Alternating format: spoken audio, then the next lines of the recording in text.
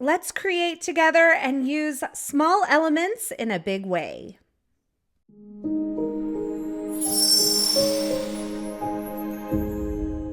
Hey everyone, I'm Carissa Wiley here for Altenew. Thanks for joining me today.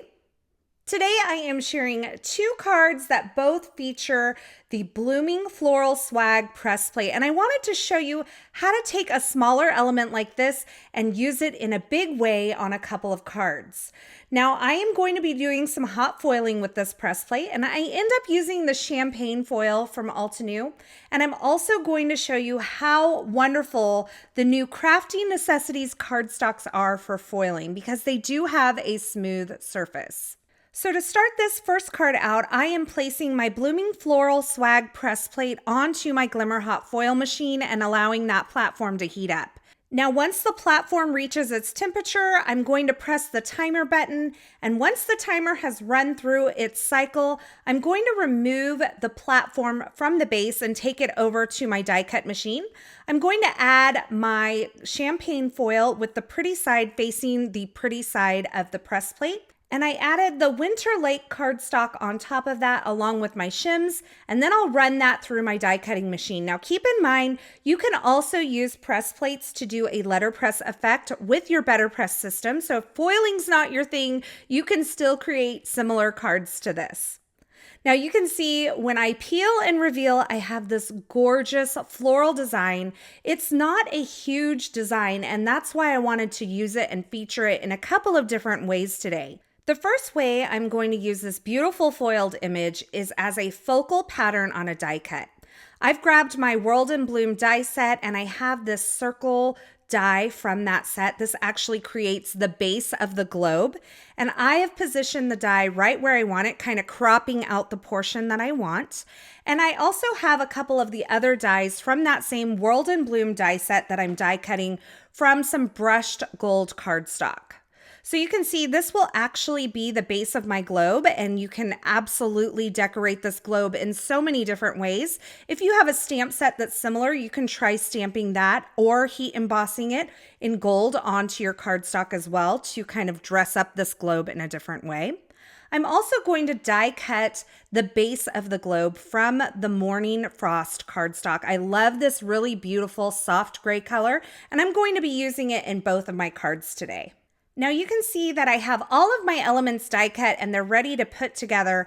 I also die cut the latitude and longitude die there, for lack of a better word. I don't know what to call it, but I couldn't decide if I wanted to use that or not. I'm just kind of piecing things together, and I'm going to place this over the top of that globe.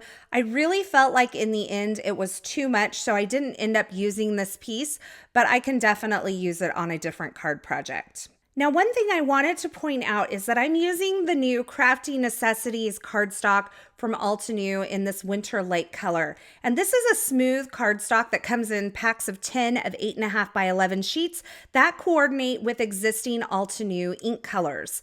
And the thing that is very unique about this cardstock is it is a colored cardstock, but it foils really well. And that's because it has that smooth finish on the cardstock. That's really important when you're doing foiling. You want to make sure that you are using a smooth cardstock, and I found that this foils absolutely beautifully. Now it's time to assemble my globe, and I have die cut a couple of these pieces from some additional white cardstock layers to kind of assemble together, add some depth and dimension to this globe. And I'm starting out with this kind of frame piece of that globe. I'm not sure what this piece would be called, but I'm stacking up a couple of plain white die cuts behind it. I'm using liquid glue so I can kind of push and move these pieces into place to where they line up wonderfully. And then once I have that all adhered together, I will adhere it onto the base piece of my globe. I'm going to repeat that process with the actual globe itself. So I'm adding 2 additional white cardstock layers behind that foiled piece that I created earlier. Now, by adding this pattern onto the globe, which is the focal point, it's not only going to give this small pattern some dimension, but it's really going to bring it into focus on the card because it is the main focal point of the main focal point. So it doesn't have to be a big element to really take center stage. And by adding this little bit of dimension behind it, having that bold color, I'm really drawing the eye into this smaller pattern. And I'm going to show you how to bring even more attention to that here in just a moment. But for now, I'm going to grab some of these beautiful new cardstocks from Altenew, and I am trimming these into 3/8 of an inch strips. So just below a 1/4 inch. I'm kind of weird about my strips. I like them in 1/8 or 1/16 inch increments because I feel like it just feels more balanced overall. Now I also trimmed some of that brushed gold cardstock into a cardstock strip, and I trimmed that one at 1/8 of an inch. So it's slightly narrower than the other cardstock strips that I'm using.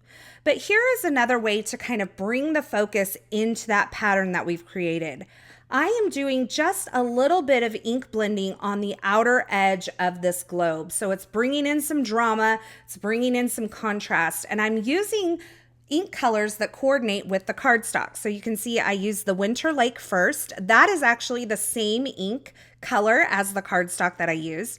And to deepen that up in certain areas, I've grabbed one shade darker, which is the Arctic Mountain, and blended that kind of where that foiling is. So it's actually deeper and darker underneath that foiled floral image. By adding that little bit of shading, especially that darkness underneath the foiled image, it really brings the eye into the center of that globe and helps to make that small element the real true focal point of this card. So now I'm taking my strips that I created earlier and I am adhering them to a white card front. This measures 3 3/4 inches by 5 inches. And you can see I'm just placing these strips in place using some liquid glue. I like to add the first strip to my card front first, get that in place, and then use that kind of as a bumper to place all of the other cardstock strips. So I'm just making sure that each of these strips butts up against the previous strip that I've placed. Now, once I have all of those in place, I'm going to go ahead and trim off the excess using some scissors. I always like to have a good pair of long blade scissors on hand for things like this. And then I'm going to take this entire card front and place it in the Traveler's Atlas 3D embossing folder and run this through my die cut machine.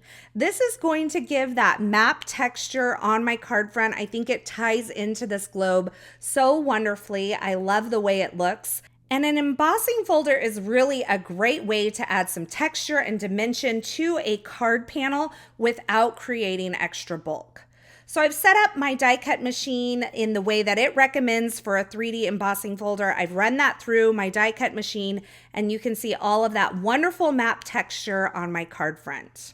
So now that I have all of my elements, I went ahead and foiled one of the sentiments from the Blooming Floral Swag press plate set using that same champagne foil. I've also die cut some vellum leaves, and this die cut comes from the World in Bloom die set. So I haven't brought in another die set. I'm just using what I already have out.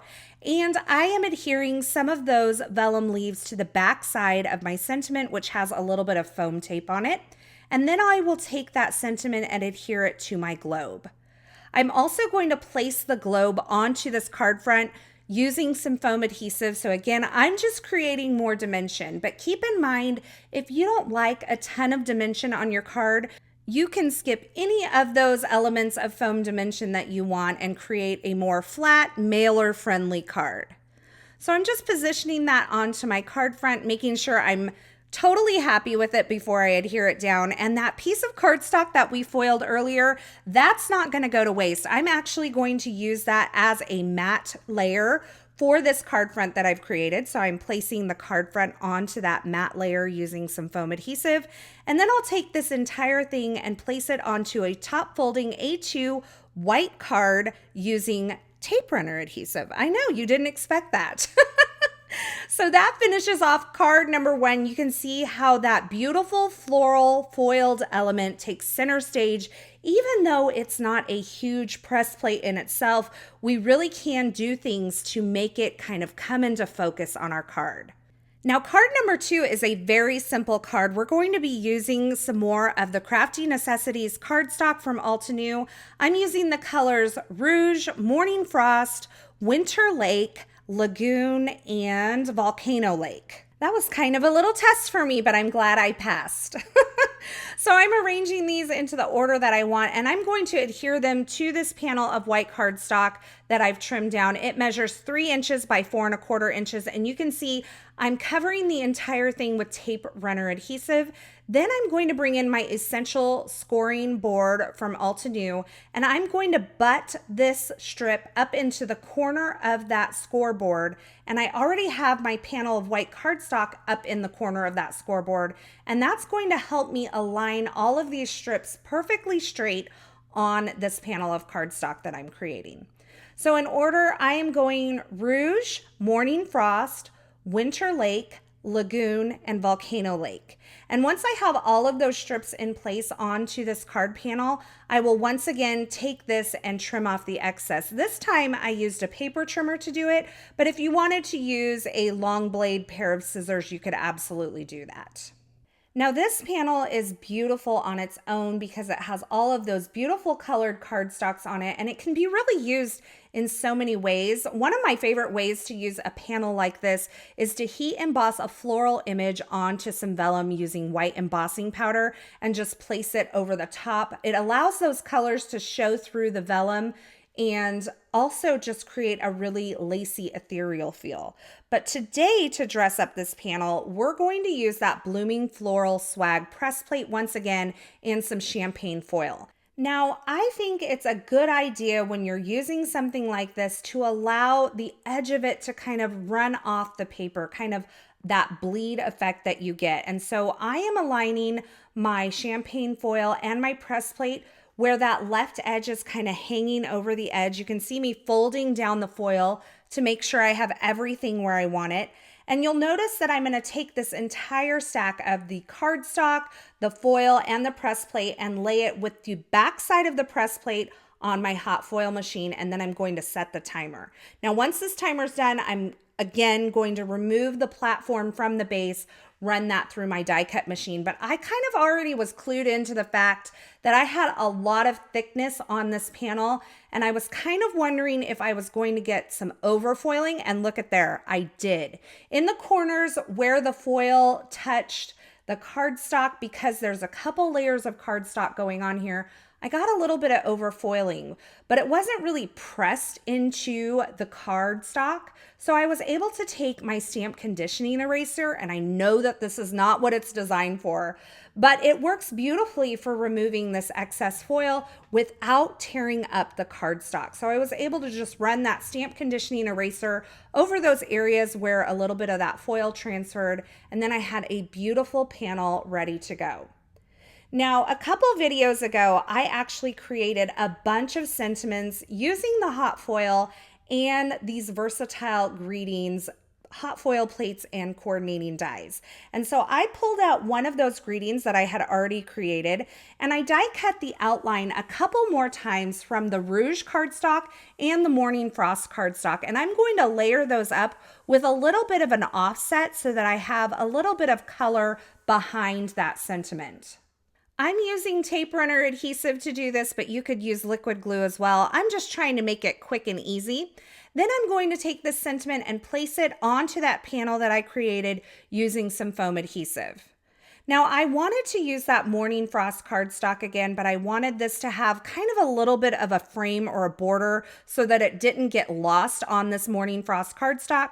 So I layered it up with a panel of white cardstock that measures 4½ inches by 3¼ inches. And then I popped that entire thing onto an A2 side folding card base made from some Morning Frost cardstock. And you can see that beautiful, small, petite floral element really does take center stage on both of these cards. This Blooming Floral Swag is one of those kind of small but mighty products that you can have in your stash. I love the way that it takes center stage on both of these cards, and I love the slight curve to it, which allows me to kind of frame in that sentiment or use it on this globe piece and have it kind of just nestle in perfectly. Now, as always, I will have links to the featured products used in these projects in the description at YouTube, so if you're looking for something in particular, be sure you check there. Or you can head on over to the coordinating blog post. I'll have that linked in the YouTube description as well. Over there, you'll find more still shots, more information, and a complete list of supplies.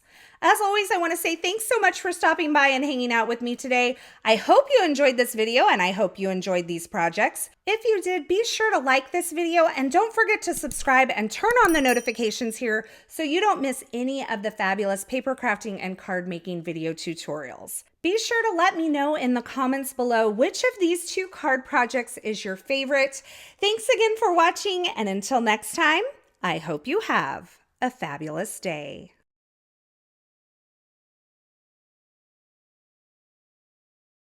Hello there! Did that video just spark your creativity? And do you want more project ideas and inspiration videos too? Well, if you do, please make sure that you subscribe to the Altenew YouTube channel. Also, make sure that you do click that notification bell so you don't miss a video. Thanks so much for watching. Bye bye!